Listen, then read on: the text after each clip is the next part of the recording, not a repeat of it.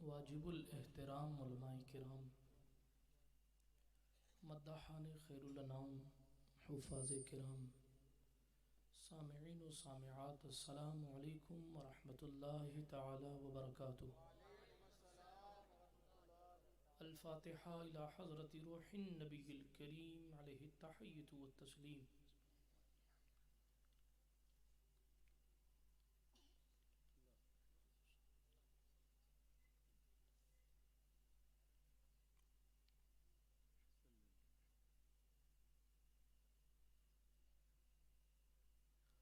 وصلی اللہ تعالی علی خیر خلقہ ونور عرشہ وزینت فرشہ سیدنا ومولانا محمد وعلی آلہ واصحابہ اجمعین برحمتک یا ارحم الراحمین بحق لا الہ الا اللہ محمد رسول اللہ صلی اللہ تعالی علیہ وعلی آلہ وصحبہ وسلم۔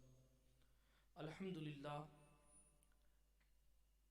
الحمدللہ منشی الخلق من عدم ثم الصلاة على المختار في القدم امن تذکر جیران بذی السلم مزجت دمعا جرا من مقلة بدمی مولاي صل وسلم دائما ابدا على حبیبک خیر الخلق كلهم محمد سید الکونین والثقلین والفریقین من عرب ومن عجم هو الحبیب الذي ترجى شفاعته لكل هول من الأهوال مقتحم ثم الرضا عن أبي بكر وعن عمر وعن علي وعن عثمان ذي الكرم والآل والصحاب ثم التابعين لهم أهل التقى والنقى والحلم والكرم یا ربی بالمصطفى بلغ مقاصدنا، یا ربی بالمصطفى بلغ مقاصدنا، یا ربی بالمصطفى بلغ مقاصدنا واغفر لنا واغفر لنا واغفر لنا ما مضى یا واسع الکرم۔ اما بعد فاعوذ باللہ من الشیطان الرجیم، بسم اللہ الرحمن الرحیم۔ یا ایہا الناس اتقوا ربکم الذی خلقکم من نفس واحدہ الی آخر الآیہ۔ صدق اللہ العلی العظیم وصدق رسولہ النبی الامین المتین الامی الکریم الرؤوف الرحیم، ونحن على ذلك لمن الشاہدین والشاکرین والآمنین والمطمئنین والحمد للہ رب العالمین۔ ہم پہ احمد کا ہو سایہ، ہم پہ اشرف کا کرم، سیدی مختار اشرف باصفا کے واسطے۔ اے اشرف زمانہ، زمانہ مدد نما، درہائے بستراز کلید کرم کشا، سرورہ شاہا کریمہ دستگیرہ اشرفا، حرمت روح پیمبر ایک نظر کن سوئے ماں۔ معین الدین حسن عالم پناہے، بسوئے ماں غریباں یک نگاہے، پیرے پیراں میرے میراں شاہ جیلاں غوث پاک، ایک نظر داری برحالی ماں پریشاں غوث پاک۔ لی خمسۃ نطفی بہا حر الوباء الحاطمہ، المصطفیٰ والمرتضی وابناہما والفاطمہ۔ بکار خیش حیرانم اغثنی یا رسول اللہ، پریشانم پریشانم اغثنی یا رسول اللہ۔ ندانم جز تو ماوائے، ندارم جز تو مل جائے، توئی خود ساز و سامانم اغثنی یا رسول اللہ۔ شاہ بے کس نوازی کن، طبیبہ چارہ سازی کن، مریض درد عصیانم اغثنی یا رسول اللہ۔ رضایت سائل بے پر، توئی سلطان لا تنہر، شاہ بحر عظیم خانم اغثنی یا رسول اللہ۔ صلی اللہ تعالی علیہ وعلی آلہ وصحبہ وسلم۔ الہی خیر گردانی بحق مصطفیٰ و مرتضی و شاہ جیلانی و شاہ سمنانی۔ آئیے اس مبارک اور مسعود محفل پاک میں تیزی سے چند باتیں آپ کی سماعتوں کی دہلیز پر رکھوں، اس سے پہلے حصول برکت، رحمت، سعادت کے لیے بارگاہ رسالت میں جی لگا کر بابا سے بلند درود شریف کا نذرانہ پیش فرمائیں۔ پڑھیں اللہم صلی علی سیدنا نبینا مولانا و ملجانا محمد وعلی آل سیدنا و مولانا محمد صلاۃ تنجینا بها من جمیع الاحوال والآفات وتقضی لنا بها جمیع الحاجات وتطہرنا بها من جمیع السیئات وترفعنا بها عندك على الدرجات وتبلغنا بها أقصى الغايات من جميع الخيرات في الحياة وبعد الممات إنك قريب مجيب الدعوات وأنت على كل شيء قدير۔ انہیں جانا انہیں مانا، نہ رکھا غیر سے کام۔ انہیں جانا انہیں مانا، نہ رکھا غیر سے کام۔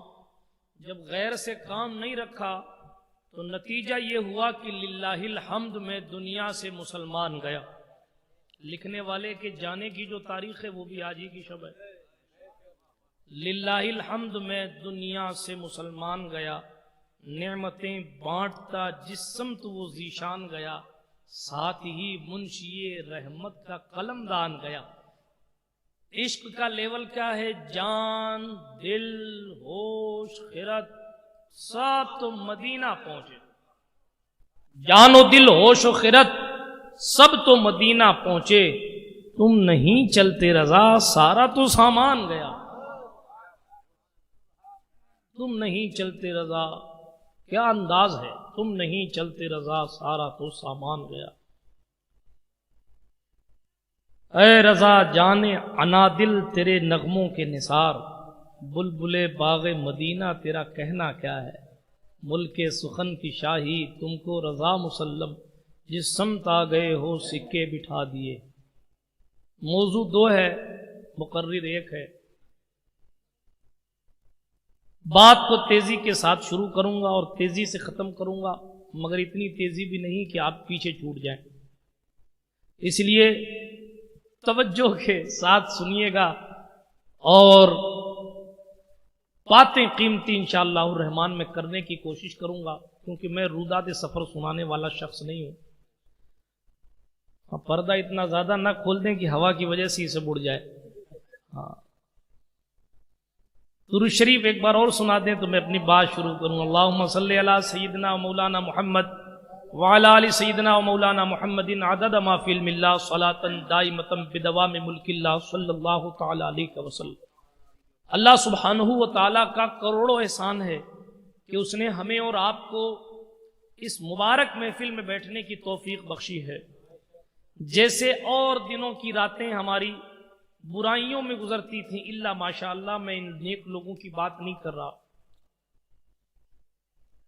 ان برائیوں سے نکال کر قدرت نے ہم پر آج کرم فرمایا ہے کہ ہم اس وقت کسی فلم کو دیکھنے کے لیے نہیں بیٹھے ہیں، ہم اس وقت کسی گانے کو سننے کے لیے نہیں لیٹے ہیں، ہم اس وقت کسی کی غیبت کی محفل میں نہیں بیٹھے ہیں، ہم اس وقت کسی دنیا دار کے لیے نہیں بیٹھے ہیں۔ اللہ پاک کا کروڑوں احسان ہے کہ اس نے ہمارے مقدر میں یہ لمحہ لکھا تھا کہ ہم شادی کی خوشی منانے کے لیے احمد مختار کی محفل میں بیٹھے۔ اپنی زندگی میں مصطفیٰ جان رحمت علیہ الصلوۃ والتسلیم کا عشق رکھنا ہی کامیابی کی دلیل ہے۔ ہمارا معاشرہ یہ سوچتا ہے، ابھی مجھ سے قبل حضرت مفتی شفیق صاحب خطاب فرما رہے تھے، ان کا موضوع خطاب میں نے ضرور سنا، خطاب تو نہیں سن سکا، مگر کھانا کھاتے کھاتے میں نے آیت کریمہ ضرور سنی، اس لیے میں اس طرف بالکل نہیں جاؤں گا، لیکن وہ جو اشارے کر کے گزرے ہیں، وہ جو چھوڑ کے گئے، میں انہیں چھیڑ کر بات کو اختتام کی طرف لے کر جاؤں گا۔ ہمارا معاشرہ یہ ہے، ہمارے جوان سے اگر پوچھیں آپ تو وہ کیا سوچ لے کر بیٹھا ہے؟ آپ میں اکثر الحمدللہ نوجوان بیٹھے ہیں، یمیل الجنس الی جنس ہی کے تحت میں اپنے جوانوں سے خطاب کرتا ہوں۔ بات ایسی ہے کہ ہم اور آپ یہ فکر بنائے بیٹھے ہیں، ہمارا اور آپ کا یہ اندیہ اور نظریہ ہے کہ 4 دن کی زندگی ہے، جتنا کھا سکتے ہو کھا لو، 4 دن کی زندگی ہے، جتنا مستی کر سکتے ہو مستی کر لو، بلکہ بسا اوقات نوجوانوں کو یہ کہتے ہوئے سنا بھی گیا ہے کہ یار کل مر جائیں گے، آج مستی نہیں کریں گے تو پھر کب کریں گے؟ یار کل مر جائیں گے، آج گھومنے نہیں جائیں گے مستیاں کرنے کے لیے تو پھر کب جائیں گے؟ یار کل مر جائیں گے، آج برائیاں نہیں کریں گے تو کب کریں گے؟ یار کل مر جائیں گے، آج شادیوں میں تاش نہیں کھیلیں گے تو پھر کب کھیلیں گے؟ یار کل مر جائیں گے، آج اگر شادیوں کے موقع پر نہیں ناچیں گے تو پھر کب ناچیں گے؟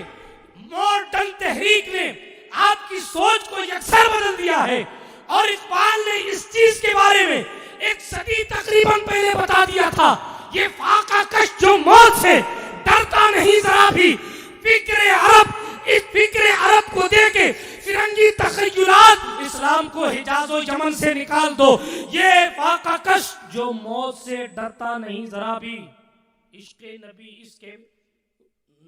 اس کے بدن سے نکال دو، روح محمدی اس کے بدن سے نکال دو۔ مطلب کیا تھا؟ بندے کے دل سے عشق رسول نکال دو۔ جب بندے کے دل سے عشق رسول نکل جائے گا اور فرنگی تخیلات، انگریزی خیالات اس کی جگہ لے لیں گے، تو یہی ہوگا جو ہم اور آپ آج سن رہے ہیں۔ ہمارے پرانوں کا طریقہ زندگی یہ تھا کہ ان کی فکر یہ نہیں تھی کہ جتنی چاہو مستی کر لو، جتنی چاہو موج کر لو، ایک دن مر جانا ہے۔ ان کی فکر یہ تھی کہ جتنی نیکیاں ہو سکتی ہیں کر لو، ایک دن مر جانا ہے۔ جتنے لوگوں کے ساتھ اچھائیاں ہو سکتی ہیں کر لو، ایک دن مر جانا ہے۔ جب خوشی کا موقع آئے تو بجائے عیاشیوں کی محفل سجانے کے، بجائے ابلیس کو بلانے کے، بجائے ڈی جے باجے ناچ کی محفل سجانے کے، اللہ سبحانہ و تعالیٰ کا شکر ادا کرنے کے انداز پیدا کرو۔ جب یہ فکر ہمارے لوگوں کے درمیان تھی، اللہ اکبر کبیرہ، اس فکر پر زمانہ ناز کرتا تھا، لوگ مسلمانوں کی مثال دیا کرتے تھے، لوگ اسلام کی پاکیزگی کو سلامی پیش کیا کرتے تھے، لوگ مصطفیٰ کے صحیح ماننے والوں کے سامنے اپنی جبین محبت کو خم کیا کرتے تھے۔ ان کے اخلاق و کردار، ان کے عمل کی وجہ سے لوگ ان کی حقانیت کے علمدار ہو جایا کرتے تھے۔ مگر افسوس، صد افسوس، اگر اللہ ہمیں آج خوشی کا موقع دیتا ہے تو بجائے یہ کہ ہم اللہ سبحانہ و تعالیٰ کو سجدہ شکر کریں، بجائے یہ کہ ہم نمازوں کی پابندی کریں، جب سے شادی کی تاریخ فکس ہوتی ہے، ہونا تو یہ چاہیے تھا کہ بندہ روزانہ 2 رکعت نفل پڑھے کہ اللہ میری عزت سلامت رکھنا، اے اللہ میرے وقار کی لاج رکھنا، اے اللہ میرے رشتہ داروں کے سامنے مجھے رسوا نہ کرنا۔ تب تک، جب تک کہ نکاح نہ ہو جائے، بندے کو اپنے خیالات مصطفیٰ جان رحمت کی سنت کے مطابق رکھنے چاہیے تھے، مگر حالات اللہ اکبر کبیرہ، معاملات ایسے ہیں، قاضی صاحب تو جب طے کیے جائیں گے تب طے کیے جائیں گے، مگر جناب والا ڈی جے 6 مہینے پہلے طے کیا جاتا ہے۔ حالات ایسے ہیں کہ جناب مصطفیٰ کی محفل ہونی نہیں، مولانا سے ملنا ہی نہیں ہے۔ مولانا نے اگر پوچھ لیا کہ تیری شادی میں کیا ہو رہا ہے تو جواب کیا دے گا؟ اس لیے مسجد نہیں جانا 7 دن سے، مولانا سے آنکھ نہیں ملے گی، نہ مولانا سوال کرے۔ مولانا کے سوال سے تو بچ سکتے ہو، کیا فرشتوں کے سوال سے بھی بچ سکتے ہو؟ کیا یہ خیال ہے آپ کا کہ آپ نہیں مریں گے؟ آپ کہیں گے مولانا شادی کا موقع ہے، کیا اتنی سیریس باتیں کر رہے ہیں؟ میں کہوں گا مجھ سے نہ پوچھیں، علماء سے پوچھیں کہ جب یہ خطبہ نکاح پڑھنے آتے ہیں، ہر طرف خوشیوں کی کیفیت ہوتی ہے، رنگا رنگ ماحول ہوتا ہے، تو اس وقت یہ کھڑے ہو کہ کیوں کہتے ہیں اے لوگوں اللہ سے ڈرو؟ خطبہ نکاح میں 3 آیتیں پڑھتے ہیں ہمارے علماء، اور ان تینوں آیتوں کا مفہوم اللہ رب العزت سے ڈرنے سے تعلق رکھتا ہے۔ کیوں؟ یہ کیوں کہا گیا؟ ڈرنے ڈرانے کی بات کیوں کی جا رہی ہے؟ اس لیے کہ جب بندے کے دل میں خدا کا خوف ہوتا ہے تو شوہر بیوی کے حق کو پہچانتا ہے۔ جب بندے کے دل میں خدا کا خوف ہوتا ہے تو وہ تکبر اور گھمنڈ نہیں کرتا۔ جب بندے کے دل میں خدا کا خوف ہوتا ہے تو وہ کسی کا حق نہیں مارتا۔ جب بندے کے دل میں خدا کا خوف ہوتا ہے تو امانتوں میں خیانتیں نہیں کی جاتی۔ آج آپ نے نہ خطبہ نکاح کو ٹھیک سے سنا، نہ سمجھا، نہ خطیب کی بات پر کوئی توجہ کی، اور جناب جب یہ کیفیت ہماری اور آپ کی زندگی میں ہوئی تو رزلٹ ہماری آپ کی نگاہوں کے سامنے. جن کی زندگیوں کی شروعات پٹاخہ پھوڑنے سے ہوتی ہے نا، وہ ساری زندگی ان کی مقدر کا پٹاخہ پھوٹتا ہی رہتا ہے. افسوس کی بات، تعجب کی بات ہے، ہمارے اسلام میں کیا شادی کا معاملہ ایسے ہی تھا جیسا کہ ہم نے اور آپ نے بنا رکھا ہے؟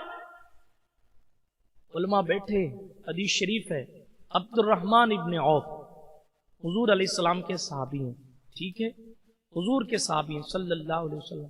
عبد الرحمن ابن عوف عاشق صحابی، بے مثال صحابی. ایک دن آئے تو آپ کے مقدس کپڑے پر جو ہے وہ پیلا رنگ لگا ہوا تھا، یعنی ایسا رنگ تھا جس سے پتا چل رہا تھا کہ شاید ان کی شادی ہوئی ہے. توجہ رکھنا فتح پور والوں، حضور کے دور کی بات بتا رہا ہوں، صحابہ کی شادیوں کی بات بتا رہا ہوں. جب بارگاہ رسالت میں پہنچے حضور علیہ السلام نے چہرہ دیکھا، کپڑا دیکھا، فرمایا عبد الرحمن بن عوف شادی کر لی؟ شادی کر لی؟ صحابی نے کہا ہاں یا رسول اللہ شادی کر لی. حضور نے یہ نہیں فرمایا کہ مجھے کیوں نہیں بلایا. توجہ رکھیں، علیہ اسٹیج سے بھی چاہتے ہیں. مجھے معلوم ہے آپ لوگوں کے پاس وقت کم رہتا ہے، لیکن میں جو باتیں کر رہا ہوں اس ذات کی کر رہا ہوں جس ذات کی تعظیم اوپر والوں کے لیے بھی ضروری ہے، نیچے والوں کے لیے بھی ضروری ہے. بات کیا عرض کر رہا تھا؟ سرکار رسالت مآب علیہ السلام کی بات کر رہا ہوں، حضور کی حدیث سنا رہا ہوں. امام اہل سنت فاضل بریلوی علیہ رحمت درس حدیث دے رہے ہیں. ادب کیا ہوتا ہے حدیث پاک کا، توجہ رکھیں. بیچ میں بات کر کے حدیث پوری کرتا ہوں. درس حدیث دے رہے ہیں، کوئی مہمان آیا، اعلیٰ حضرت نے توجہ نہیں کی، حدیث پڑھاتے رہے. دیکھنے والے نے دیکھا کہ جتنے لوگ پڑھ رہے ہیں ان کی آنکھوں میں آنسو ہے، وہ رو رہے ہیں. درس حدیث پورا ہوا، کتاب بند کر دی گئی. وقت کے مجدد نے کھڑے ہو کر مہمان کا استقبال کیا اور پوچھا گیا کہ صاحب ابھی میں آیا تھا، آپ نے بھاؤ نہیں دیا، توجہ نہیں کی، اور اب کھڑے ہو کر استقبال کر رہے ہو. بتایا میں اپنے مصطفیٰ کی حدیث پڑھا رہا تھا.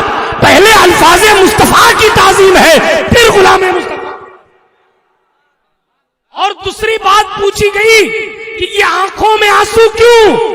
جواب دیا احمد رضا حدیث فقط نہیں پڑھاتا بلکہ صاحب حدیث کا عشق پلاتا ہے اور یہ بتاتا ہے فرش والے تیری شوکت کا علو کیا جانے، خسروا عرش پہ اڑتا ہے پریرا تیرا.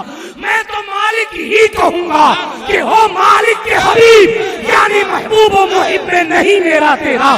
واہ کیا جود و کرم ہے شہ بتا تیرا، نہیں سنتا ہی نہیں مانگنے والا تیرا.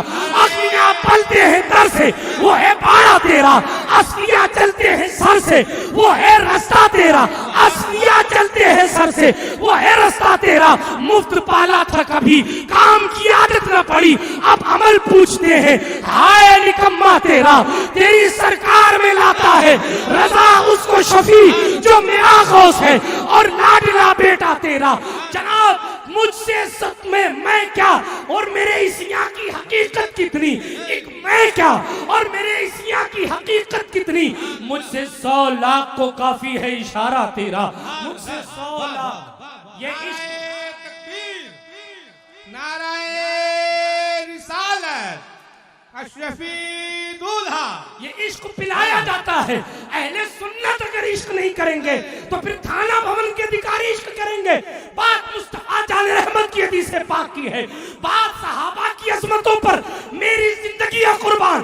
وقت کا غوث اعظم بھی مصطفیٰ کے ساتھی کی چوٹی کی برابری نہیں کر سکتا. ایسے عظیم الشان صحابہ جسے عبد الرحمن بن عوف کہا جاتا ہے، وہ آئے ہیں، رسول پاک کا دربار ہے. دنیا کی سب سے افضل ذات روئے زمین پر موجود ہے. میرا محبوب جس وقت روئے زمین پر تشریف رکھتا تھا, میرا عشق کہتا ہے سورج بھی اپنے مقدر پر ناز کر کر کے نکلتا تھا. جس کے نور سے مجھے بنایا گیا ہے, آج اس کے ظہور کو دیکھوں گا, آج اس کے جلوہ جہاں آرا کو دیکھوں گا. صبح شام کو ڈوبتا تو فراق مصطفیٰ میں ڈوبتا تھا, اس لیے کہ آمینہ کا دلارا اپنی جسم و جسمانیت کے ساتھ زمین کے اوپر آرام فرما تشریف فرما تھے. خیر عرض یہ کر رہا, حضور کائنات کی سب سے اہم ذات بھی ہے, سب سے افضل ذات بھی ہے. عبد الرحمن بن عوف آئے, شادی کر لی؟ ہاں یا رسول اللہ شادی کر لی. یہ نہیں فرمایا مجھے کیوں نہیں بلایا, تیرا نکاح مکمل نہیں ہوگا مجھے نہیں بلائے گا. نہیں کہا, حضور نے نہیں کہا. کیوں نہیں کہا صاحب؟ آپ 1500 سال بعد محفل سجا کے حافظ اظہر الدین صاحب کی شادی میں کہتے ہیں, یا رسول اللہ سنا ہے آپ ہر عاشق کے گھر تشریف لاتے ہیں, ہماری اس محفل میں بھی ہو جائے چراغاں یا رسول اللہ. آپ 1500 سال بعد بلاتے ہیں اور یہ یقین رکھتے ہیں کہ حضور مدینے سے کرم فرمائیں گے تو آ جائیں گے. ہاں, لیکن عبد الرحمن بن عوف نے حضور کی زندگی میں حضور کو نہیں بلایا, گستاخی ہو گئی. نہیں تو پھر حضور نے کچھ کہا کیوں نہیں کہ مجھے کیوں نہیں بلایا؟ ایک بات اہم ہے, وہ یہ کہ تاکہ آپ کو ہمیں پیغام مل جائے کہ اسلام نے شادی کو کتنا سستا اور کتنا آسان اور کتنا تمام رسموں سے پاک رکھا ہے. بات سمجھ آئی آپ کو؟ اگر حضور یہ فرما دیتے کہ مجھے بلاؤ, لاکھوں لاکھ صحابہ کرام کی, ہر صحابی کی ہر شادی میں حضور کا جانا واجب ہو جاتا. اگر یہ نہیں فرمایا, ہمیں اور آپ کو درس ملا. اور پھر مسند احمد میں حدیث صاف موجود ہے, اللہ کے رسول علیہ السلام نے فرمایا مجھے وہ نکاح اور وہ شادی زیادہ پسند ہے جو خرچے کے اعتبار سے جس میں کم خرچہ ہو, وہ مجھے پسند. جب بات کلیئر کر دی گئی, آپ کی عقل شریف کے لیے حدیث شریف بیان کر دی گئی. اب آپ کو منتری جی سے پیار ہے تو آپ بفیلو سسٹم لگائیے. آپ کو اگر دنیا کے بڑے بڑے لوگوں کو بلانا, ارے صاحب ان کو بلانا ہے, ان کو بلانا, یہ آ رہے ہیں, وہ آ رہے ہیں. اب تو کارڈوں کا حال ایسا ہے, کارڈ کا حال دیکھ لیجئے, امام صاحب کے نام کا پتہ نہیں ہے اور فلاں صاحب آ رہے ہیں, فلاں صاحب آ رہے ہیں. یہ کیا کریں گے فلاں صاحب؟ ان کو پتہ ہی نہیں کہ نکاح کا ترجمہ کیا ہوتا ہے, ان کے مذہب میں ہی نکاح نہیں ہے. فلاں صاحب کیا کریں گے؟ امام صاحب کا نام دینے میں شرم محسوس ہوتی ہے. وہ نکاح غلط پڑھا دے گا, ساری زندگی بھر پھرتے رہو گے. آپ اہمیت نہیں سمجھتے قاضی کی. افسوس ہے, کچھ ہماری بھی غلطیاں ہیں, علماء کی بھی, اور عوام پھر عوام. عیسائیوں نے اس بات پہ آج تک پختگی رکھی. ہمارے یہاں مسجدوں کی شادیوں کی اہمیت ختم ہو گئی. ہاں, عیسائی آج بھی اس وقت تک شادی نہیں کرتے جب تک چرچ کے اندر ان کا پادری شادی نہیں کر رہا. ہمارے یہاں قاضی صاحب رجسٹر لے کے ادھر بھاگ رہے ہیں, کبھی ادھر بھاگ رہے ہیں, کبھی ادھر بھاگ رہے ہیں. اب آئے گی بارات, تب آئے گی بارات, تب آئے گی بارات. کس پہ ہنس رہے ہیں؟ ہم اپنے عزت دار لوگوں پر ہنس رہے ہیں, ہم اپنے عزت دار لوگوں پر. یعنی ہم نے حالت ایسی بنا دی ہے کہ خود ہمیں ہنسی آ رہی ہے. یہ رونے کا مقام نہیں ہے, یہ افسوس کرنے کی جگہ نہیں ہے. جن کے مذہب میں شادی کا کانسیپٹ ہی نہیں ہے, یعنی جن کے نبی نے شادی نہیں کی, حالانکہ وہ تو مشرک ہیں عیسائی, لیکن عیسیٰ علیہ السلام کو نبی مانتے ہیں, مگر عیسیٰ نے شادی نہیں کی. جس کے نبی نے شادی نہیں کی وہ شادیوں کے معاملے میں اتنے حساس ہیں کہ وہ آج بھی اپنے چرچ میں جا کر عزت کے ساتھ اپنی شادی رچاتے ہیں. اور جس کے نبی نے امیر سے, غریب سے, کنواری سے, بیوہ سے, کم عمر سے, زیادہ عمر سے, ادھیڑ عمر سے, قیدی سے, اسیری سے, تمام سے شادیاں کر کے بتا دیا تاکہ کوئی بھی جہد خالی نہ رہے اور ہر اعتبار سے بندہ سنت ادا کرنے کی کوشش میں رہے. حضور کے نکاح کو پڑھیں. یہ ایک لمبا کانسیپٹ ہے کہ حضور نے اتنے نکاح کیوں کیے, لیکن ایک اشارہ کر کے گزرتا ہوں. مصطفیٰ جان رحمت علیہ الصلوۃ والتسلیم نے ام المومنین عائشہ صدیقہ سے کم عمری میں نکاح اس لیے کیا.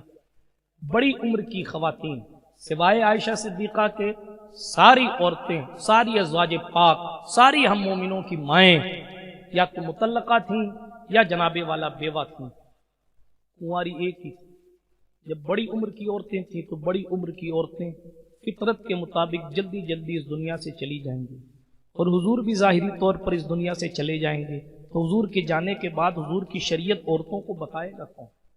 حضور یہ بھی جانتے تھے کہ میری بیٹی فاطمہ میرے جانے کے 6 مہینے کے مان بعد میرے ساتھ جو ہے وہ اس دنیا سے چلی جائے گی، تو دین کون بتائے گا؟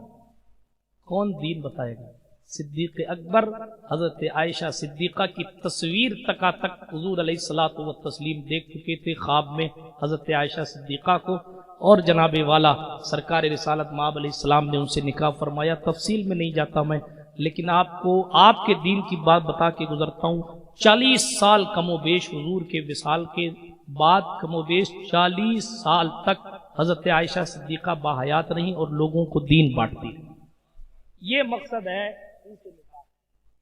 یہ مقصد ہے، اور آپ کو معلوم ہے ان کا لیول یہ ہے کہ آدھا دین عائشہ صدیقہ سے سیکھ لیا۔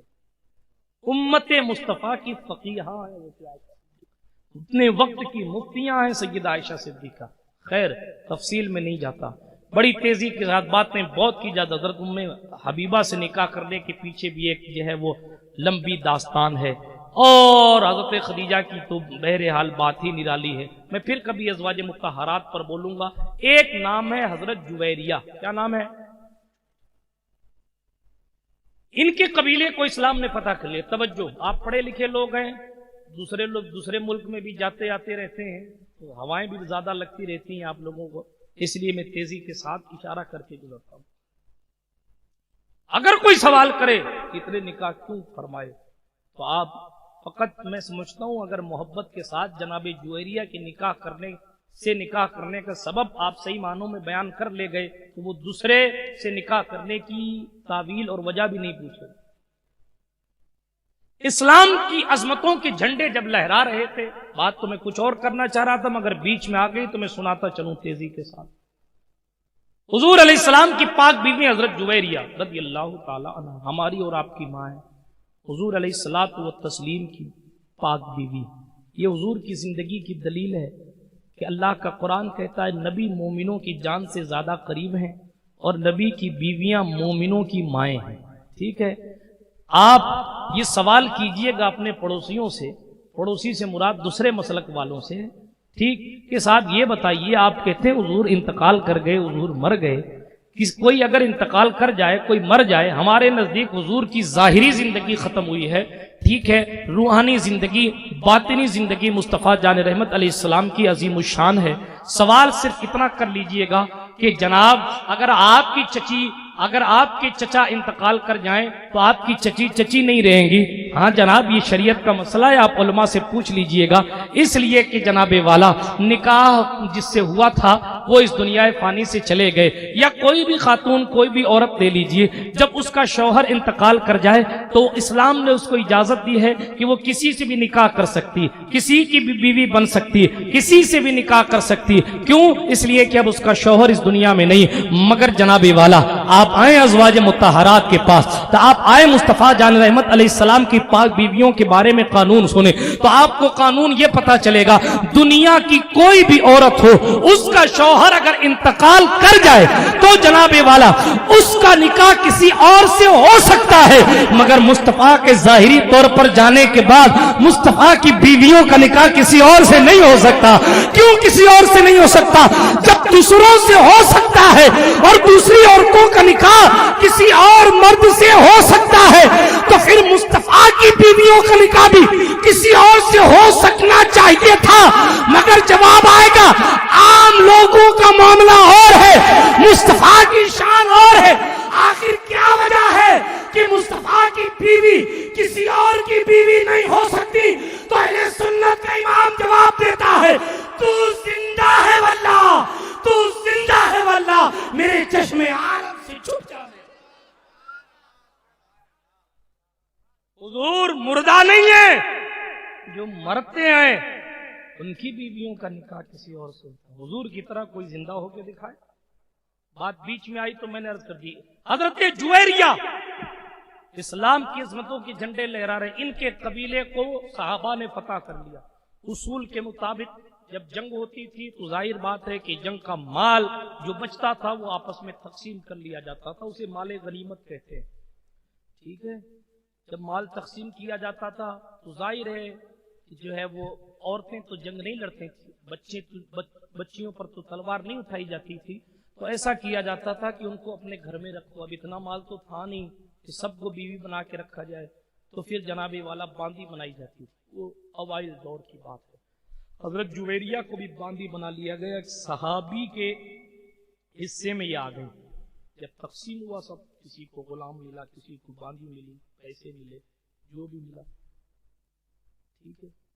اب جس کی یہ باندی تھی، ان صحابی نے یہ کہا کہ میں آپ کو مکاتبہ بناتا ہوں۔ مکاتب اس غلام کو کہتے ہیں کہ آقا لکھ کے دے دے کہ اتنے پیسے مجھے دے دے، اس کے بعد تو آزاد، ٹھیک ہے۔ ٹھیک بات سمجھ آ گئی آپ؟ مثال کے طور پر کوئی کسی کی انڈر ٹیکنگ میں آیا، اس نے کہا مجھے 1 لاکھ روپیہ دے دو، اس کے بعد تم آزاد ہو، یہ اس نے لکھ کے دے دیا، تو لکھ کے دے دیا، اس لیے وہ مکاتب ہو گیا۔ اب تو غلام باندی کا دور رہا نہیں، پچھلے دور کی بات آپ کو بتا رہا ہوں، لیکن آسانی کے ساتھ بتا رہا ہوں تاکہ آپ کی سمجھ شریف میں بات آ سکے۔ حضرت جویریہ پیسہ اکٹھا کرنے لگی تاکہ آزاد ہو جائے، تو ظاہر بات ہے کہ پردیس ہے، دوسرا شہر ہے سردار کے گھر کی، کبھی مانگنا زندگی میں مقدر نہیں تھا، بڑے گھر میں پلی بڑی تھی، سردار کے گھر کی تھی۔ اللہ اکبر کبیرہ، توجہ کی بات ہے۔ دیکھیں صاحب میرے سرکار نے کیسے کیسے نکاح فرمائے اور کیوں فرمائے۔ کئیوں سے چندہ وصولہ مگر صحیح معنوں میں پورا نہیں، تو لوگوں نے کہا کہ تم ادھر ادھر کیوں پھر رہی ہو۔ دیکھیں صحابہ کا بھی معاملہ کیا شان والا تھا، ادھر ادھر کیوں جاتی ہو، جاؤ نہ محمد مصطفیٰ کے پاس جاؤ اور ہمارے رسول سے جا کر یہ کہو کہ یہ کیفیت ہے، میں سردار کے گھر سے تعلق رکھتی ہوں، میرے پاس پیسے نہیں ہیں، آزاد ہونے کے لیے پیسہ چاہتی ہوں، کچھ پیسے آپ بھی دے دیں، کچھ چندہ آپ بھی دے دیں۔ حضور علیہ السلام کی خدمت اقدس میں پہنچی، سارا قصہ بیان کیا گیا۔ ایک صحابی نے حضور کو مشورہ دیا، یا رسول اللہ علیہ السلام، سردار کے گھر کی ہے، اگر آپ کسی ایک عام صحابی کے حوالے کر دیں گے تو لوگوں میں یہ میسج جائے گا کہ مسلمان اعلیٰ خاندان والوں کو جو ہے وہ غلام صحابہ کو دے دیا کرتے ہیں، یہ ایک اچھا میسج نہیں ہوگا۔ باتیں تو بہت کی جا سکتی ہیں مگر میں آپ کی سمجھ کے مطابق تیزی سے بیان کر کے آگے گزرتا ہوں۔ حضور کو بھی یہ مشورہ ملا، ادھر حضرت جویریہ آ کر چندہ مانگنے لگیں تو دریائے رحمت جوش میں تھا۔ ہاں ظاہر ہے کہ سرکار تو پھر سرکار ہیں، مانگیں گے مانگے جائیں گے، منہ مانگی پائیں گے، سرکار میں نہ لا ہے نہ حاجت اگر کی۔ ادھر آئیں مانگنے آئیں کہ کچھ چندہ ہمیں بھی دے دو۔ میرے کریم رہی مصطفیٰ صلی اللہ تعالی علیہ وآلہ وسلم نے جناب والا معلوم ہے کیا کیا؟ حضور علیہ الصلوۃ والتسلیم نے فرمایا، کیا میں تمہیں پیسے دے کر آزاد نہ کرا لوں؟ کہا مرحبا یا رسول اللہ، کیا میں خود تم سے نکاح نہ کروں؟ میرا کہاں مقدر حضور کہ آپ مجھ سے نکاح فرمائیں۔ اللہ کے رسول علیہ السلام نے کرم فرمایا، ان سے نکاح فرمایا۔ آپ کو معلوم ہے، حیرت کریں گے سن کے رزلٹ۔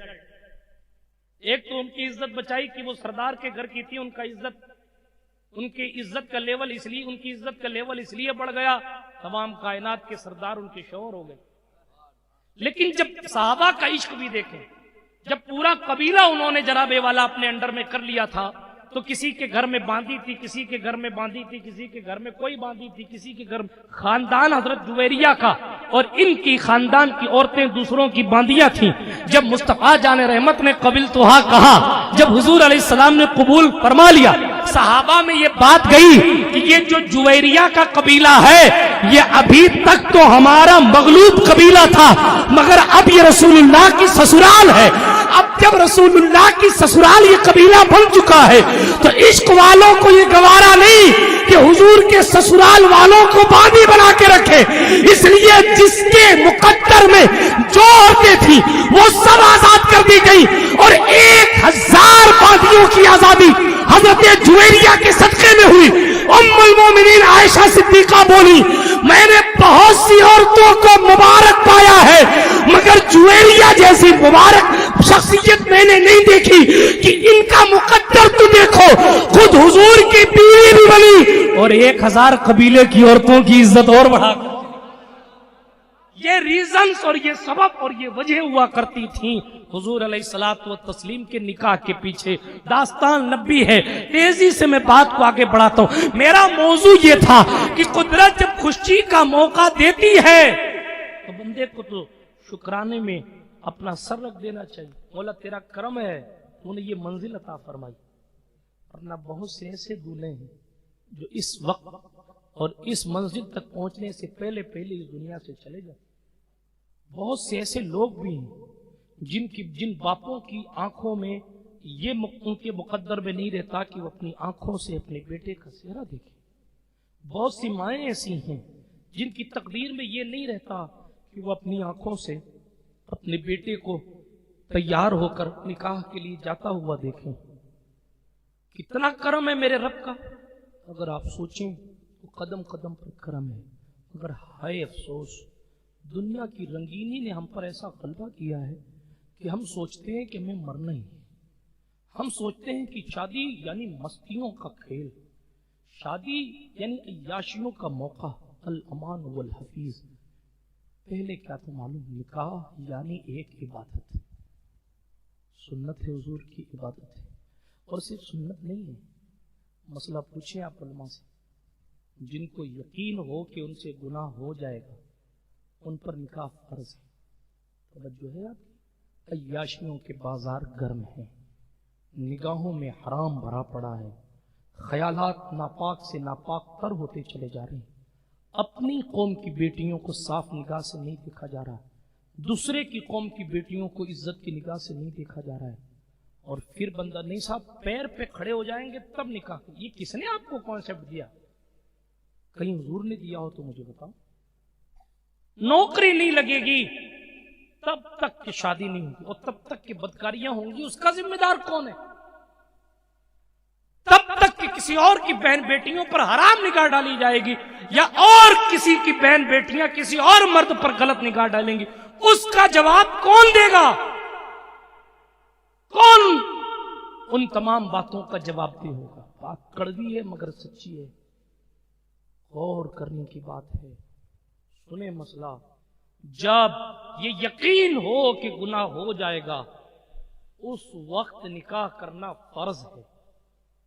और जब गालिब गुमान हो, यकीन ना हो, गालिब गुमान हो कि नहीं मुझसे गुनाह हो जाएगा, तो निकाह करना वाजिब है। जब आप इस मंजिल में हो, जनाब करने ना करने से कोई फर्क नहीं पड़ता, गुनाह नहीं करें तो भी गुनाह नहीं होगा, तो जब आप इस कंडीशन में हो तो हुक्म यह है कि आपके लिए निकाह सुन्नत है। बात समझ आ रही है? तवज्जो करें तेजी के साथ। मैं जो बोलना चाह रहा था बात उधर से कहीं और चली। मैं तेजी के साथ अपनी बात को इख्तिताम की तरफ लेकर जाता हूँ।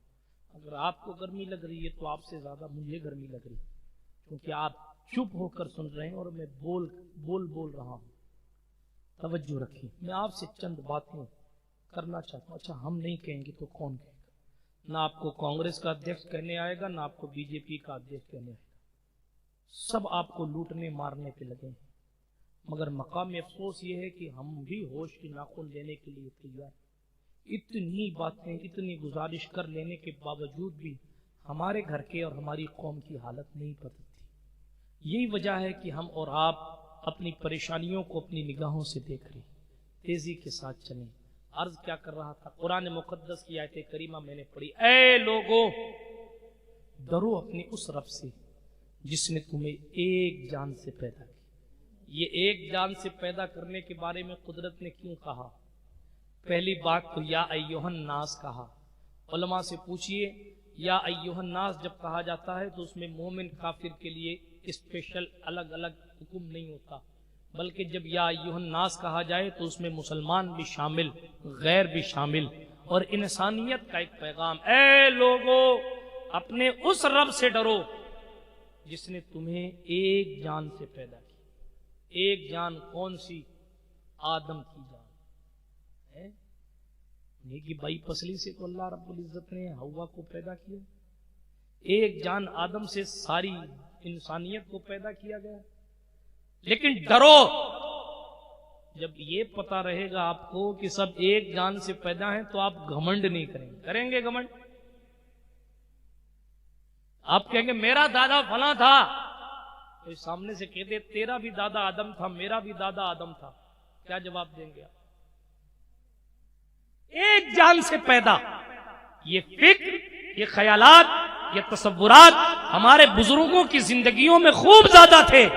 یہی وجہ تھی کہ ہمارے بزرگوں کی زندگیوں میں بے مثال رعنائیاں تھیں۔ چلتے چلتے ایک قصہ آپ کو امام اعظم کا سنا دیتا ہوں، سنا دوں؟ اجازت ہے؟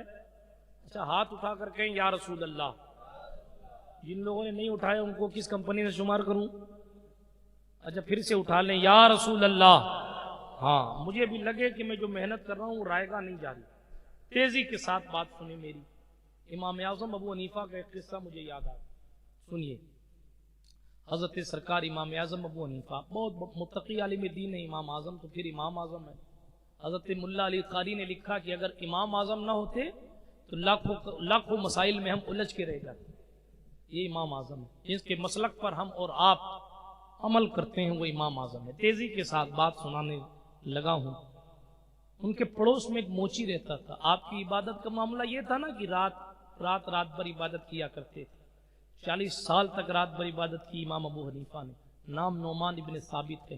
حضرت سرکار امام اعظم ابو حنیفہ رضی اللہ تعالیٰ عنہ، آپ کا پڑوسی ایک موچی تھا۔ موچی وہ کیا کرتا کہ دن بھر مزدوری کرتا۔ جب دن بھر مزدوری کرتا نا تو شام کے وقت جو ہے وہ مرغے اور کباب وغیرہ مچھلیاں وغیرہ لے کے آتا، وہ کھاتا اور کھانے کے بعد شراب پیتا، معاذ اللہ رب العالمین، اور شراب پی کر ادھم کرتا، زور زور سے چلاتا، ادھم چوکڑی مچاتا۔ امام اعظم ابو حنیفہ کی تلاوت میں خلل واقع ہوتا، امام اعظم کی عبادت میں خلل واقع ہوتا، امام اعظم کی عبادت اور ریاضت میں جب خلل واقع ہوتا، ہم اور آپ کیا سے کیا کر دیں، ہم اور آپ کیا نہیں کر۔ میری طرف توجہ رکھیں، میری طرف سب سے امپورٹنٹ اس وقت میں حضرت امام اعظم ابو حنیفہ کا وہ پڑوسی موچی رات بھر جب وہ دم کرتا تو امام اعظم کی عبادت میں خلل ہوتی۔ ہم ہوتے تو اس کے لیے بددعائیں کرتے، ہم ہوتے تو پولیس کو فون کر دیتے، ہم ہوتے تو اپنے ماننے چاہنے والوں کہتے یار اٹھا لے جائے اس کو، روز روز کا نکڑا کیا ہے۔ مگر ہمارے بزرگوں کا طریقہ زندگی کیا ہے؟ شارٹ میں سنا رہا ہوں۔ حضرت امام اعظم ابو حنیفہ رضی اللہ تعالیٰ عنہ ایک دن عبادت کر رہے کہ اس موچی کی دھواں چوکڑی کی آواز نہیں آئی۔ رات مکمل ہوئی، صبح کا اجالا، فجر کی نماز پڑھنے کے بعد حضرت امام اعظم اپنے گھر سے باہر نکلے۔ وہ امام اعظم جس کی قبر پر امام شافعی پہنچے، بخاری کا دادا استاد، تو جناب والا اس حساب سے نماز پڑھتے ہیں جس طریقے سے امام اعظم ابو حنیفہ نے نماز پڑھنے کا طریقہ بتایا، جس کی دلیل بے مثل و بے مثال ہوا کرتی۔ میں پھر کبھی امام اعظم کی شخصیت پر بولوں گا، لیکن آپ اندازہ لگائیں یہ وہ ذات تھی کہ وضو کے گرتے ہوئے پانی کو دیکھ کر بتا دیتے کہ جناب وضو کرنے والا کون سا گناہ کر کے آیا ہے۔ جس کی آنکھوں کا تقدس کا معاملہ یہ تھا وہ امام اعظم ابو حنیفہ ہیں۔ برادران ملت اسلامیہ، تیزی سے عرض کرنے لگا ہوں، سرکار امام الائمہ، سراج الامہ، کاشف الغمہ، نعمان ابن ثابت المعروف امام اعظم ابو حنیفہ رضی اللہ تعالیٰ عنہ ہیں۔ جب آپ نے رات کو موچی کی آواز نہیں سنی، صبح باہر نکلے، اپنے پڑوسیوں سے پوچھا موچی کہاں ہے؟ اللہ اکبر، اس کی آواز نہیں آئی۔ لوگوں نے کہا حضور رات کو اس کو پولیس کے اہلکار پکڑ کے لے گئے، رات اس کو خلیفہ کی پولیس آئی تھی، اس کو اٹھا کے لے گئی۔ ہم ہوتے تو کہتے بڑا اچھا ہوا، پرشاسن ہمارے یہاں کا بہت اچھا ہے، فلاں ہے فلاں ہے۔ مگر جناب منزل عشق میں تسلیم و رضا مشکل ہے، جن کے رتبے ہیں سوا ان کو سوا مشکل ہے۔ امام ابو حنیفہ نے جب دیکھا اور سنا کہ پولیس پکڑ کے لے گئی، کہا ہاں حضور پولیس پکڑ کے لے گئی۔ امام اعظم نے فرمایا میری سواری لاؤ۔ اپنی سواری پر سوار ہوئے اور سواری پر سوار ہونے کے بعد خلیفہ کے محل کی طرف چل پڑے۔ وقت کا امام اعظم کبھی اپنے ذاتی کام کے لیے خلیفہ کی مسلط تک نہیں گیا، مگر باہر زندگیوں میں مصطفیٰ کی سنتوں کو اپنانے والے لوگ، جن کے مقدر میں لوگوں کے ساتھ حسن سلوک تھا، جن کے طریقہ کار کو دیکھ کر غیر مسلمان ہو جایا کرتے تھے، امام اعظم وقت کے خلیفہ کے محل کے باہر پہنچے اور پیغام بھجوایا کہ کہو ابو حنیفہ ہے۔ بندہ پہنچا، اور خلیفہ صاحب امام اعظم ابو حنیفہ آئے ہیں.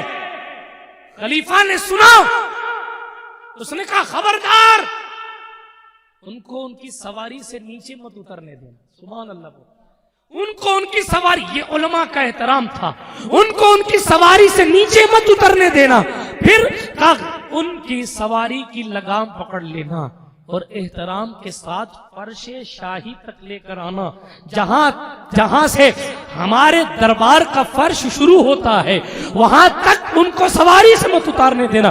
ان کے جانور پر انہیں بٹھا کر وہاں تک ان کے گھوڑے کی لگام پکڑ کے عزت کے ساتھ لے کر آنا, اس لیے کہ وہ امام اعظم ہیں, وہ ہمارے دلوں کی جان ہے, ہمارے دلوں کا سرور ہے. اب وقت کے خلیفہ نے اتنے احترام کے ساتھ امام پاک کو اندر تک بلایا. امام اعظم پہنچے, خلیفہ نے کھڑے ہو کر استقبال کیا, علیک سلیک ہوا, پوچھا حضرت کیسے تشریف لائے, کیسے تشریف لائے. جواب آیا کہ آپ کے سپاہیوں نے کل رات میرے پڑوسی کو پکڑ لیا. جو ہے آپ کی, آپ کے سپاہیوں نے کل رات میرے ایک پڑوسی کو پکڑ لیا, میں اسی پڑوسی کو چھڑانے آیا. خلیفہ نے کہا حضور آپ خود آ گئے. معلوم ہے کیا اعلان کیا خلیفہ وقت نے کہا پہلی بات جس کے بارے میں امام صاحب نے فرمایا ہے اس شخص کو فوراً آزاد کیا ہے, اور دوسری بات آج کی تاریخ میں جتنے قیدی پکڑے گئے ہیں ان تمام قیدیوں کو رہا کر دیا جائے, اس لیے کہ امام اعظم خود وقت کے خلیفہ کے دربار میں تشریف لائے. سب کو آزاد کر دو, سب کو آزاد کر دو. ٹھیک, آزاد. امام صاحب پلٹے, اپنی سواری پر بیٹھ کر روانہ. یہ نہیں کہ سینہ تال کے دیکھا میں نے کیا کر دیا, نہیں, یہ نہیں کہ دیکھا میری کتنی چلتی, کچھ نہیں. اپنی سواری پر بیٹھے روانہ. وہ موچی دوڑتا ہوا, بھاگتا ہوا, حضور کیا ہوا, میں نے آپ کو کوئی تکلیف دی. امام صاحب نے پوچھا. نہیں حضور آپ نے کوئی تکلیف دی, کوئی تکلیف نہیں دی. کیا آپ کو میری وجہ سے کچھ پریشانی ہوئی؟ کہا نہیں حضور کوئی پریشانی نہیں. پھر آپ نے مجھے کیوں روکا ہے, کیوں روکا ہے؟ کہا حضور آج تک میں نے آپ کو پریشان کرنے کے سوا کچھ نہیں کیا ہے, مگر آپ اپنے ذاتی کام کے لیے مجھ جیسے بدکار شرابی کو چھڑانے کے لیے خلیفہ کی دہلیز تک آ گئے. اللہ گواہ ہے آج کے بعد ادھم نہیں ہوگا, سجدے ہی سجدے ہوں.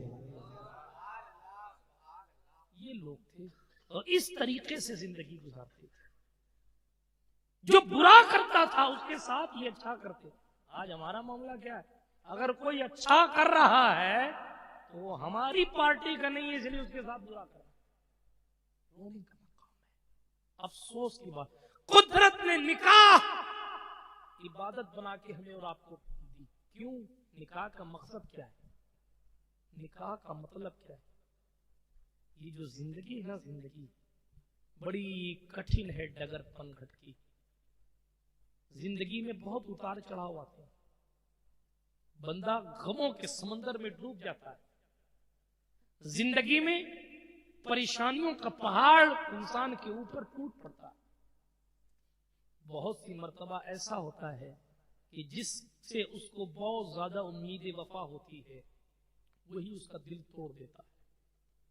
اور آخر کار جب ان مصیبت والے ایام میں کوئی سہارا نہیں ہوتا تو قدرت نے اس کا ایک سہارا اس کی جنس سے بیوی پیدا فرمائی. اور اتنا بڑا سہارا کہ جب سارے دوست آپ کو باغی کہہ دیں اس وقت بھی باوفا بیوی آپ کے ساتھ کھڑے ہو کر آپ کے کندھے سے کندھا ملا کر کہتی ہے دنیا کچھ بھی کہتی ہو میرے لیے تو آپ ہی میرے سر کے تاج. جب امیدیں ڈوبنے لگتی ہیں اس وقت امیدوں کی کرن باوفا بیوی ہوتی. آپ پلٹ کر دیکھیں خود حضور کی زندگی میں جبریل امین علیہ السلام کو جب حضور نے پہلی بار دیکھا, اقرا نازل ہوئی, چہرے پر پیلے پن کے آثار، چہرہ بدل گیا، حالات تبدیل ہو گئے. مگر ایک بات عرض کر کے آگے بڑھتا ہوں اور بات کو تیزی سے ختم کرنے کی طرف لے جاتا ہوں. جب حضرت رسول پاک نے فرمایا زملونی زملونی، خدیجہ مجھے چادر اڑا دو، مجھے چادر اڑا دو. یا رسول اللہ کیا ہوا، کیا ہوا میرے سرتاج، میرے آقا کیا ہوا؟ فرمایا آسمان اور زمین کے بیچ میں ایک شخص کو کرسی پر بیٹھا دیکھا ہے. حضرت جبریل کو یوں ہی دیکھا تھا. پہلے تو غار میں آ کے انہوں نے حضرت جبریل نے علیہ السلام حضور صلی اللہ علیہ وآلہ وسلم کو دبوچا تھا، یوں سینے سے لگایا تھا اور کہا اقرا، پڑھیے. حضور نے فرمایا ما انا بقاری، میں پڑھنے والا نہیں. لوگ غلط ترجمہ کرتے ہیں جو یہ کہتے ہیں کہ میں پڑھا ہوا نہیں، میں پڑھنے والا نہیں، پڑھوں گا نہیں. دوسری بار جبریل امین نے کہا پڑھیے. اچھا، حضور منع کر دیتے تو جبریل حضور علیہ الصلوۃ والتسلیم کو لے کے دباتے، سینے سے چمٹا کے دباتے. بخاری شریف میں حدیث ہے اور ہے حتی بلغ جہدہ، جبریل اپنی طاقت لگا لیتے. کون جبریل ہیں؟ لوگوں کو اسی سے حضور کی عظمت سمجھنی چاہیے. اب نہیں سمجھ میں آتی تو کوئی کیا کرے. یہ وہی جبریل ہے کہ آج حضرت ابراہیم خلیل اللہ اگر اپنے بیٹے اسماعیل کی گردن پر چھری رکھ دیں تو جبریل سدرا سے اڑتے ہیں، سدرا سے اڑتے ہیں، جنت جاتے ہیں، دمبا لیتے ہیں، مینا آتے ہیں، اسماعیل کو ہٹاتے ہیں، دمبا رکھ دیتے ہیں اور چھری 2 فٹ کا فاصلہ طے نہیں کر پاتے. جو جبریل اتنا فاسٹ ہے. یوسف علیہ السلام کے بھائی ان کو کنویں میں ڈال دیتے ہیں، ادھر کنویں میں ڈال دیا جاتا ہے، ادھر قدرت فرماتی جبریل جنت سے تختہ لے لو، اس سے پہلے کہ یوسف کنویں کے پانی کے اوپر آئے تم بجائے پانی پر گرنے کے یوسف جنت کے تخت پر آرام فرما ہو جائے. اتنے فاسٹ جبریل علیہ السلام، اتنے طاقتور جبریل علیہ السلام. اور جناب کیا حدیث شریف اور جو ہے وہ تفسیر قرآن میں لکھا ہے حضرت جبریل نے طاقت لگائی.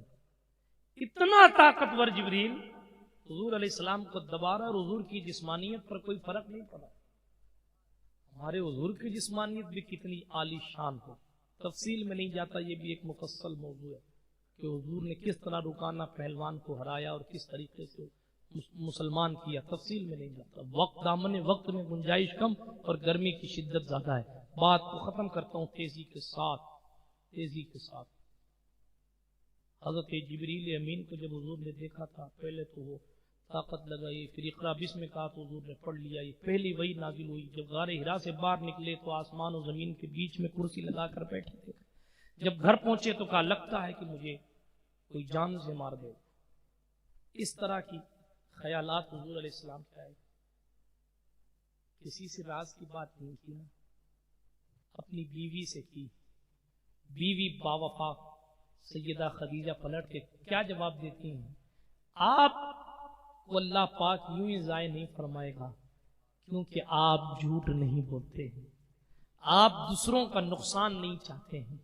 اللہ آپ کو ضائع نہیں فرمائے گا.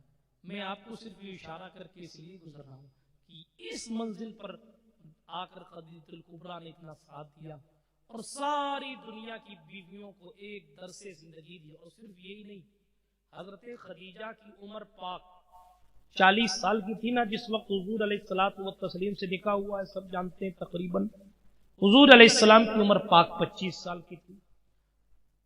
اللہ رب العزت جل مجدہ الکریم کی جانب سے اعلان نبوت کا حکم حضور علیہ الصلوۃ والتسلیم کو 40 سال کی عمر میں آیا. 25 5 30 10 40.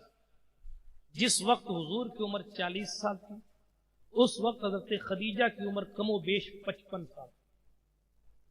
آپ مجھے بتائیں 55 سال کی بوڑھی خاتون تقریباً 2000 یا کم و بیش 2000 فٹ کی اونچائی غار ہرا پر جا کر کھانے بیچتے. بیویاں ایسی ہوتی. بہت سے قصے ہیں جو میں آپ کو سنا سکتا ہوں. ایک قصہ سنا کر بات کو اختتام کی طرف لے کر جاتا ہوں. پچھلے دنوں میں نے سنایا تھا، سنا دیتا ہوں اور بات ختم کرتا ہوں. بیویاں کیسی تھیں اور آپ نے جب یہ سن لیا بیویاں ایسی تھیں تو آپ کو میں یہ بھی بتاتا چلوں کہ شوہر کیسے ہوا کرتے تھے اور بات کو ختم کرتا ہوں. بور تو نہیں ہو رہے آپ؟ ہاتھ اٹھا کر بتائیں کتنے لوگ بور ہو رہے ہیں.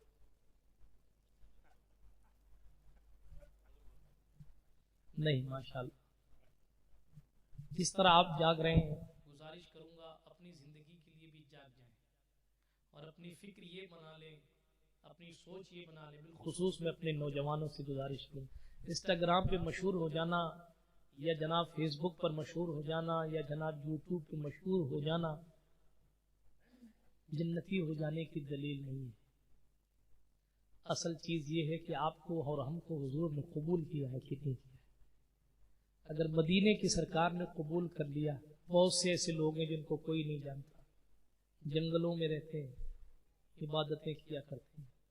جو کشف والے لوگ اہل دل ہیں وہ جا جا کے ان سے ملتے ہیں, یا بہت سے ایسے ہیں جو ان سے بھی کنارہ کر لیتے ہیں اور وہ بس اپنی دھن میں رہتے ہیں, میں جانوں میرا اللہ جانے. انہیں کوئی نہیں جانتا, مگر جب ان کا آستانہ بنتا ہے نا تو ان کا نام تک تو لوگوں کو پتہ نہیں ہوتا, مگر اپنے کام لے کر لوگ ان کے آستانوں پر پہنچ جاتے ہیں کہ میرا یہ کام ہے ہو جائے, یہ کام ہے ہو جائے. ارے کون ہے صاحب مزار, کون ہے کا اتنا تو نہیں پتا کون ہے, لیکن بس اتنا جانتا ہوں کوئی ہے اللہ والا جس کی چوکھٹ پر خدا کی رحمت تقسیم ہوتی ہے.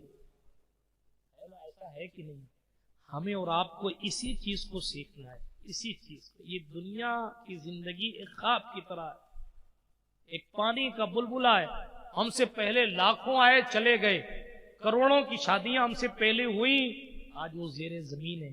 جو رستم بن کر بھاری بھاری جسم لے کر پھرتے تھے, آج ان کی قبر کی حالت کوئی دیکھنے والا نہیں ہے. آپ قبرستان سے گزریں گے جب تو آپ کو پتہ لگے گا ان میں بہت سے ایسے لوگ تھے جن کو جو یہ کہتے پھرتے تھے صاحب اے سی کے بغیر میں رہ نہیں سکتا ہوں. ان میں بہت سے ایسے لوگ آرام کر رہے ہیں جو یہ کہتے پھرتے تھے کہ صاحب بغیر لائٹ کے تو میں جی نہیں سکتا. ان میں بہت سے ایسے لوگ ہیں جن کو بغیر گدے کی نیند نہیں آتی تھی. بہت سے ایسے لوگ ہیں جن کو جناب والا غربت کے نام سے ڈر لگتا تھا, اور ان کی اپنی امیری میں اپنے وقت کے وہ شہنشاہوں کی طرح زندگی گزارا کرتے تھے. ان کے بہت سے ایسے لوگ جن کی تمناؤں پر ان کے ہر کام ہو جایا کرتے تھے, جن کے مال کو دیکھ کر لوگ تمنا کیا کرتے تھے کاش اتنا مال ہمیں بھی ہوتا. ایسے ایسے لوگ ہیں مگر ملو مٹی کے نیچے لیٹے ہوئے ہیں. فقیر کی قبر بھی برابر ہے, مالدار کی قبر بھی جناب والا اوپر سے ایک جیسی نظر آتی ہے, مگر اوپر سے نظر آنا اور ہے, اندر کی حالت ہونا اور ہے. اپنے قبر کے اندر کی کیفیت اگر بدلنا چاہتے ہو تو مصطفیٰ سے وفا کرو. جب وفا کرو گے تب امام احمد رضا کی بولی میں کہو گے قبر میں لہرائیں گے تا حشر چشمے نور کے, جلوہ فرما ہوگی جب طلعت رسول اللہ کی. یار میں پوچھنا چاہتا ہوں ہم کیوں اتنے قائدین ہونے کے باوجود بھی بھٹک جاتے ہیں؟ اتنے آئیڈیل لوگ ہماری زندگیوں میں ہیں پھر بھی ہمارے قدم بہک جاتے. میں اپنی قوم کے نوجوانوں سے کہوں گا اس خواب کی دنیا سے باہر آؤ. جن کے لاکھوں ملینز ٹریلینز فالوور تھے ان کے جنازے میں بھی بڑے بڑے اماموں نے منہ پھیر لیا کہ ہم جنازہ نہیں پڑھاتے. فالوورز کام نہیں آتے, مصطفیٰ کی مسکراہٹ کام آتی ہے.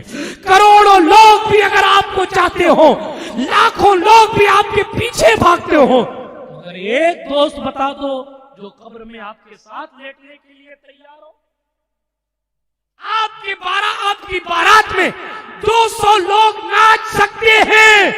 جملہ یاد رکھ لینا, لکھ لیجئے گا کہ آپ کی بارات میں 200 لوگ ناچنے کے لیے آ سکتے ہیں, مگر آپ کی قبر کے پاس رات کی تاریکی میں 2 منٹ کے لیے بھی آپ کا دوست بیٹھنے کو تیار نہیں, بلکہ وہ قبر کے پاس سے گزرتا ہی نہیں. اگر کوئی کہتا بھی ہے کہ چل قبرستان چلے تو کہتا یار رات ہے, رات کو قبرستان نہیں جایا کرتے. اس تاریخ قبر میں اگر روشنی کام آئے گی, نہ موبائل کی ٹارچ کام آئے گی, نہ سوشل میڈیا کی روشنی کام آئے گی, نہ لائٹوں کا نور کام آئے گا, نہ سورج کی چمک کام آئے گی, نہ چاند کی چاندنی کام آئے گی. اگر کچھ کام آئے گا تو آمنہ بی بی کا دلارا کام آئے گا, ہمارا اور آپ کا آقا کام آئے گا. بس حضور قبر میں آئے تو سونے پہ سہاگا, نہ بھی آئے تو مدینے سے مسکرا کر دیکھ لیں گے. فرشتوں سے آپ اور ہم عاشق کی زبان میں فخر سے کہہ سکیں گے فرشتوں پوچھتے کیا ہو, किसकी उम्मत हो, लो देख लो ये है तस्वीर यार आंखों में, कुछ ऐसा कर दे मेरे किरदार आंखों में कि हमेशा नक्श रहे रूए यार आंखों में। बिरादराने मिल्लत इस्लामिया, इस मंजिल पर आइए, अपने महबूब से वफा कीजिए। बात को मैं खत्म करूं वाक़े पर, शौहर कैसे होते, बहुत मशहूर सा किस्सा है हजरत अबुल हसन खरकानी का, बहुत मशहूर सा किस्सा है उमर फारूक आजम का। हजरत अबुल हसन का किस्सा लंबा है, इसलिए मैं हजरत उमर का किस्सा सुना के बात को खत्म करता हूँ। एक साहब है हजरत उमर की खिदमत में, अपनी बीवी की शिकायत करने है। बीवियों से शिकायतें बड़ी जल्दी हो जाती हैं, वो इसलिए जल्दी हो जाती हैं, इसलिए जल्दी हो जाती हैं क्योंकि जब आप किसी नेमत की कद्र कम कर देते ना, जब आप किसी नेमत की कद्र कम कर देते तो जाहिर है कि जब कद्र कम हो जाती है तो फिर शिकायतें ज्यादा हो जाती है। कोई भी दोस्त आपका हो, कल तक बहुत काम आता था, बहुत काम आता था, तो आप उसको बड़ी मोहब्बत से देखते थे, बड़े मामलात उसके थे, लेकिन अगर आपके काम ना आए तो बस दोस्ती पक्की, खर्चा अपना अपना। मैं एक किस्सा और सुना देता हूँ, छोड़ देना, मैं फिर हज़रत उमर फारूक की बीवी का सुनाऊंगा किस्सा। मैं किस्सा सुना देता हूँ तौबा का, और इसी तौबा पर बात को ख़त्म कर देता हूँ, इसलिए कि जब बंदा तौबा कर लेगा, निकाह करने का मकसद मस्तियाँ करना नहीं होता। निकाह करने का मकसद ये है कि हमारी ज़ाहिरी ज़िंदगी हमारी, बल्कि एक जुमला हया का यूँ से लीजिए कि हमें जिस्मानी राहत भी हासिल हो और रूहानी राहत भी हासिल हो, इसलिए कुदरत ने बीवियाँ रखी। बात समझ आई आपको? अगर आप ये सोचें सब बीवियों का काम फ़कत नाश्ता बनाना है, बीवियों का काम फ़कत जूते साफ करना है, बीवियों का काम झाड़ू पोछा करना है, गलत जा रहे। एक हदीस सुना दूँ, हज़रत उम्मुल मोमिनीन आयशा सिद्दीक़ा कहती हैं, जब मैं नई नई शादी करके आई थी, जब मेरी नई नई रुखसती हुई थी, हैरत है, हुजूर से बड़ा प्रोटोकॉल किसी का हो सकता है? हुजूर से ज्यादा इज्जत वाला कोई हो सकता है? मलकुल मौत जिसके अंडर में काम करता है वो जिब्रील अमीन है, और जिब्रील जिसके तलवों को चूमते हैं वो हमारे और आपके आका है। हाँ ठीक है, हुजूर से ज्यादा तो इज्जत किसी की नहीं हो सकती, हुजूर से बड़ा स्टेटस तो किसी का नहीं हो सकता। कोई लाख बातें कर ले मगर हुजूर के कदमों से लगने वाले जर्रों की भी बराबरी नहीं कर सकता। देखें हमारे और आपके पैगंबर ने बीवियों के साथ क्या सलूक किया है।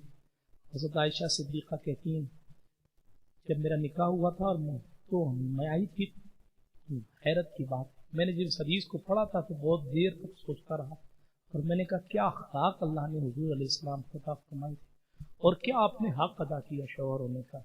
सिर्फ ये नहीं कि मैं पैगंबर आज़म हूँ, मेरी ताज़ीम करूँ, क्या ये हुजूर का कमाल नहीं है? क्या ये हुजूर का कमाल नहीं? 50 साल से जायद, 55 साल से जायद हुजूर की उम्र है, वो कम उम्र हज़रत आयशा सिद्दीक़ा से आपका निकाह हो रहा है, मगर आयशा सिद्दीक़ा सहमी नहीं हुजूर से, डरी नहीं हुजूर से। आज बच्ची की शादी अगर किसी बहुत बड़े घर में हो जाती है तो वो मेंटली तौर पर अंडर प्रेशर हो जाती है, इतना बड़ा घर है। किसी बड़ी उम्र वाले से हो जाती है तो वो और ज़हनी तौर पर परेशान हो जाती है। मगर क्या अखलाक हुजूर ने अपनी बीवियों के साथ अदा फरमाए। 55 साल से जायद की उम्र है, हज़रत आयशा सिद्दीक़ा की उम्र कम है, मगर उम्मुल मोमिनीन कभी घबराई नहीं। क्यों नहीं घबराई? इसलिए कि हुजूर ने किरदार ऐसा पेश किया था एज ए शौहर। हज़रत आयशा क्या कहती हैं, हम दौड़ लगाते, जब मैं दौड़ लगाती तो हुजूर अलैहिस्सलाम मेरे साथ दौड़ लगाते, हुजूर दौड़ लगाते।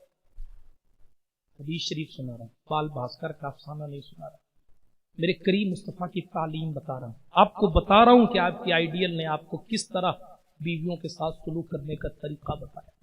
आप तो पता नहीं क्या समझते हैं बीवियों को, हालांकि उर्दू में उन्हें शरीके हयात कहा जाता है, मीन्स जिंदगी का शरीक।